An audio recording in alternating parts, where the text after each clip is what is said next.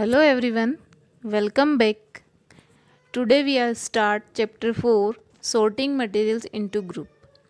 इससे पहले वाले वीडियो में भी हमने चैप्टर 4 के बारे में ही डिस्कस किया था. अब इस चैप्टर के अंदर हम मटेरियल्स क्या हैं, ऑब्जेक्ट क्या हैं, ये हमने पहले वाले वीडियो में डिस्कस किया था. इस वीडियो के अंदर ऑब्जेक्ट मटेरियल्स क्या हैं, उनका क्या यूजेस हैं, उनकी क्या प्रॉपर्टीज़ हैं, उनके बारे में हम डिस्कस करेंगे. What is an object. Object क्या है. What is a material. Material क्या है. An object is a thing that is made up of one और मोर material.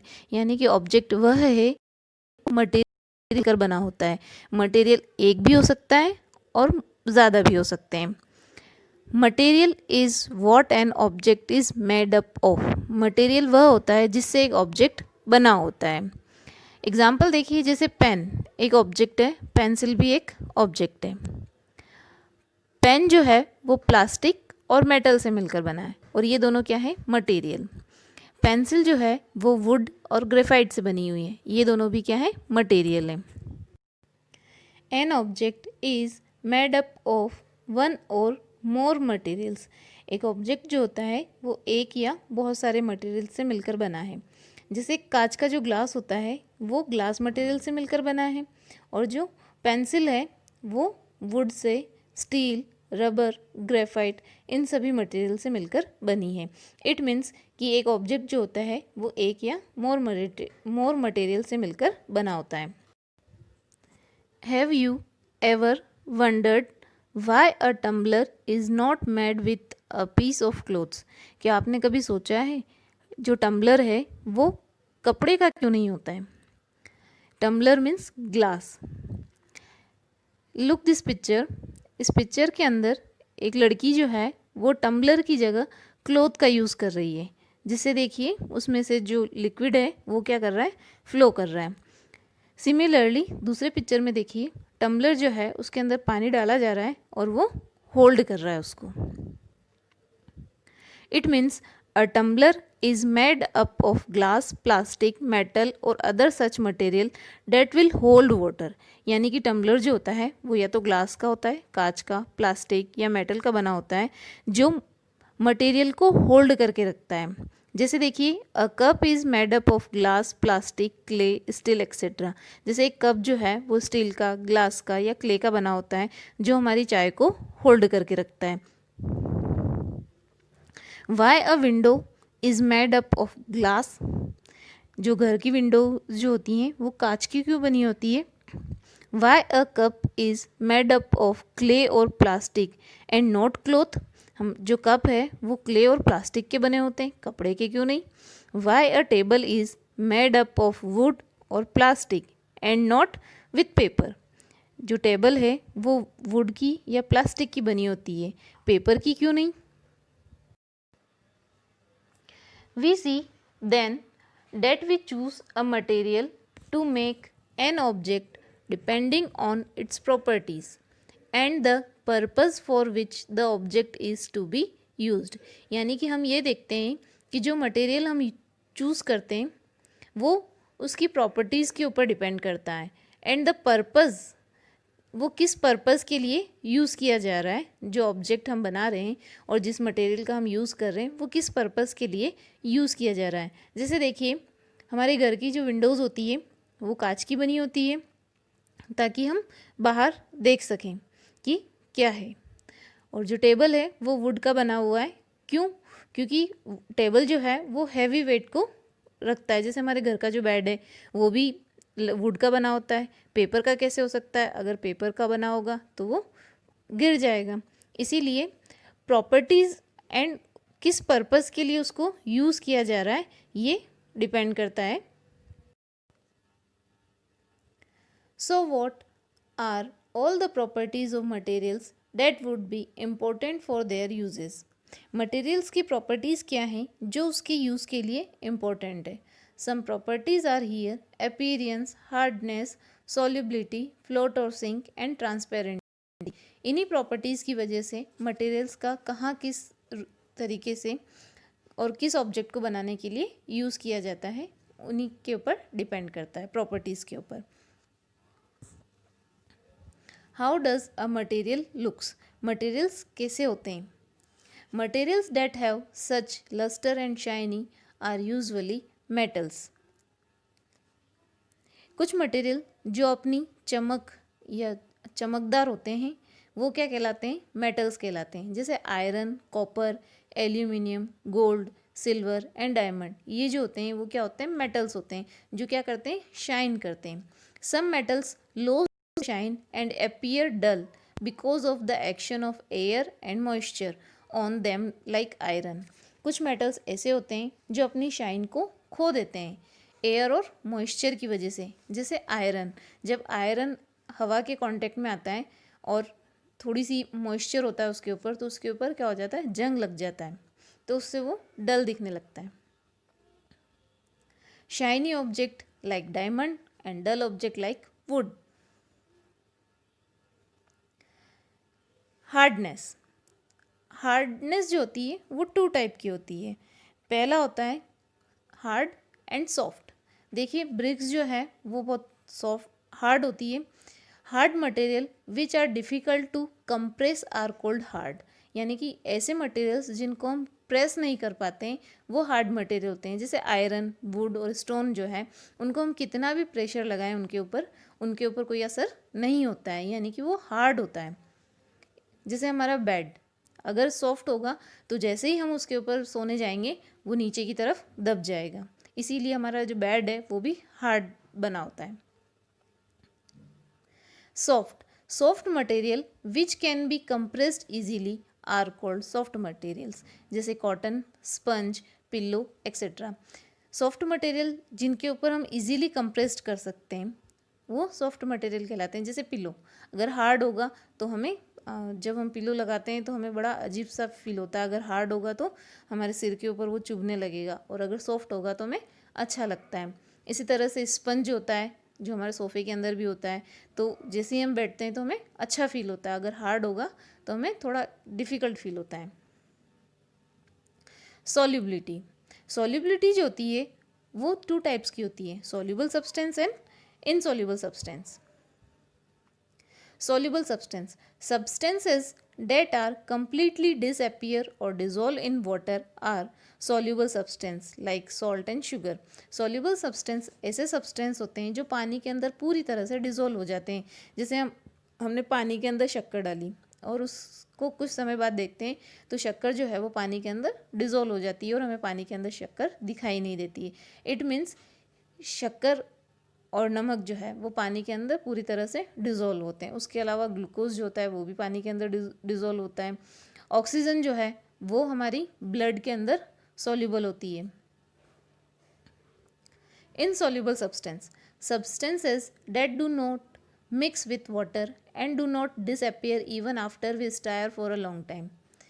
Example chalk, oil etcetera. ऐसे सब्सटेंस जिनको हम पानी के अंदर मिक्स करते हैं, जैसे स्पून लेकर उससे भी अगर हम हिलाकर भी उसको मिक्स करना चाहें फिर भी वो मिक्स नहीं होते हैं। जैसे पानी के अंदर अगर हम तेल मिक्स करते हैं तो उसकी सरफेस पे ही हमें दिखाई देता है, पानी नीचे रह जाता है और ऑयल जो है वो उसकी सरफेस पे रहता है। उसी तरह से चॉक पाउडर जो है वो भी इसी तरह से मिक्स नहीं हो पाता है। देखिए कुछ मटेरियल्स जो हैं वो पानी के अंदर सॉल्यूबल होते हैं और कौन से मटेरियल जो है वो पानी के अंदर इनसॉल्यूबल होते हैं। जैसे शुगर जो है वो सॉल्यूबल है, सॉल्ट है सॉल्यूबल है, सैंड इनसॉल्यूबल है, chalk powder insoluble, dust insoluble, vinegar soluble, lemon juice soluble, mustard oil, coconut oil insoluble, kerosene insoluble, oxygen जो है वो सॉल्यूबल होती है। फ्लोट और sinks, object which are denser than water sink. जिन object की density water से ज़्यादा होती है वो पानी के अंदर सिंक करते हैं, यानी कि डूब जाते हैं। Object which are less denser than water will float on water. और जिन ऑब्जेक्ट की डेंसिटी पानी से कम होती है वो पानी के ऊपर फ्लोट करते हैं। जैसे plastic bottle, rubber ball, paper boat, balloon, oil जो होते हैं वो पानी के ऊपर फ्लोट करते हैं। इसी तरह से सैंड, स्टोन, की, कॉइन और नेल जो होते हैं वो पानी के अंदर डूब जाते हैं। ट्रांसपेरेंसी, दो substances or materials through which things can be seen are called transparency. ऐसे substances और materials जिनके थ्रू हम किसी भी चीज़ को देख सकते हैं, ट्रांसपेरेंसी कहलाती है. Transparency is a 3 types: transparent, opaque और ट्रांसल्यूसेंट. पिक्चर ऑफ ट्रांसपेरेंसी, देखिए ये एक पिक्चर है जिसमें 3 पिक्चर्स हैं. फर्स्ट पिक्चर के अंदर एक लड़का जो है उसने शीट को पकड़ा है जिसके थ्रू हम किसी भी चीज़ को नहीं देख सकते हैं. सेकंड पिक्चर है जो बटर पेपर टाइप है, उसके अंदर अगर हम देखें तो सिर्फ हमें उसकी आइज़ दिखाई दे रही है. थर्ड पिक्चर है जिसके अंदर हम उसका पूरा फेस देख पा रहे हैं. दो सब्सटेंसेस और material through which things can be seen are called transparent. यानी कि ऐसे सब्सटेंसेस और मटेरियल जिनके थ्रू हम किसी भी चीज़ को क्लियरली देख पाते हैं वो ट्रांसपेरेंट कहलाते हैं. जैसे ग्लास, कांच के थ्रू हम इजीली देख सकते हैं, वाटर और some plastic etcetera. Material through which we are not able to see are called opaque. ऐसे मटेरियल्स और ऐसे सब्सटेंसेस जिनके थ्रू हम किसी भी चीज़ को नहीं देख सकते हैं ओपेक्यू कहलाते हैं. जैसे would, metals, plastic, cardboard, wall, tree etcetera. जैसे वुड का अगर डोर है और अगर हम उस डोर को बंद कर दें तो बाहर क्या है हम नहीं देख सकते. वॉल के थ्रू भी हम किसी भी चीज़ को नहीं दे सकते हैं. जैसे आगे आप खड़े हैं और आपको दीवार के आगे आप खड़े हैं और अगर आपको दीवार के पीछे क्या है वो देखना है तो आप उसके थ्रू नहीं देख सकते हैं. उसी तरह से हम कार्डबोर्ड के थ्रू भी किसी भी चीज़ को नहीं देख सकते हैं. The materials through which object can be seen but not clearly are known as translucent. ऐसे मटेरियल्स जिनके थ्रू हम किसी भी चीज़ को क्लियरली नहीं देख सकते हैं वो ट्रांसल्यूसेंट कहलाते हैं. जैसे बटर पेपर, बटर पेपर के थ्रू हम क्लियरली नहीं देख सकते हैं कि क्या है. ऑयल पैच ऑन पेपर, एक पेपर के ऊपर अगर हम ऑयल लगा दें तो हम थोड़ा थोड़ा देख सकते हैं बट क्लियरली नहीं देख सकते हैं कि हम किस चीज़ को देख रहे हैं.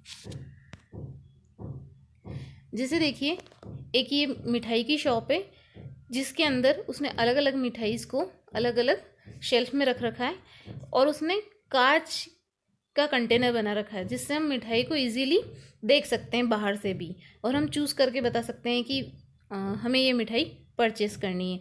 अलग अलग वेराइटीज़ हम इजीली देख सकते हैं. Why do we need to group materials. अब हमें मटेरियल्स को ग्रुप में डिवाइड करने की ज़रूरत क्यों है.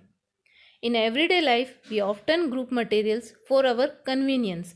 हम अपनी सुविधा के अनुसार ग्रुप्स को मटेरियल्स को ग्रुप में डिवाइड करते हैं. जैसे देखिए at home we usually store things in such a manner that similar objects are placed together. घर में हम चीज़ों को इस तरह से स्टोर करते हैं जैसे खाने का सामान एक साथ रखते हैं. हम चीज़ों का अरेंजमेंट इस तरह से करते हैं कि हमें इजीली मिल जाए. Such an arrangement help us to locate them easily, है ना, हम इजीली उन चीज़ों को देख सकें. Similarly a grocer usually keeps all types of biscuits at one corner of a shop. All shops at another while grains and pulses are stored at some other places. जैसे एक किराने की शॉप के अंदर अगर हम जाएं तो जो ग्रोसर ओनर है वो एक शेल्फ में सारे बिस्किट्स को अरेंज करके रखता है, एक शेल्फ में सॉप्स को अरेंज करके रखता है. इस तरह से अरेंज करके रखता है कि अगर हम चीज़ों को ख़रीदने जाएं या हमें अगर कोई भी चीज़ ढूंढनी है तो हम इजीली फाइंड आउट कर सकें.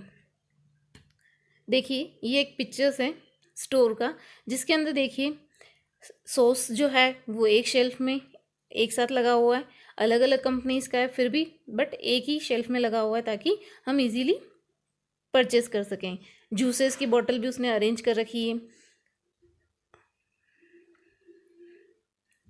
और भी अदर थिंग्स होती है जिनको उस तरह से अरेंज करके रखता है. ये सब हमारी सुविधा के लिए होता है.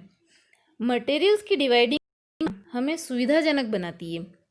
यानी कि हम मटेरियल्स को ग्रुप में डिवाइड इसलिए करते हैं ताकि हम इजीली उनको फाइंड आउट कर सकें. जैसे मान लीजिए अगर हम डेली लाइफ में कोई काम कर रहे हैं, अगर हमें ऑफिस जाना है या हमें स्कूल जाना है और अगर हमारी चीज़ें इधर उधर होगी, हमें मिलेगी नहीं, तो हमारा टाइम कितना वेस्ट होगा। इसीलिए हमें उनका एक प्रॉपर अरेंजमेंट करना ज़रूरी होता है ताकि हम इजीली उन चीज़ों को फाइंड आउट कर सकें और टाइम का सही यूज़ कर सकें।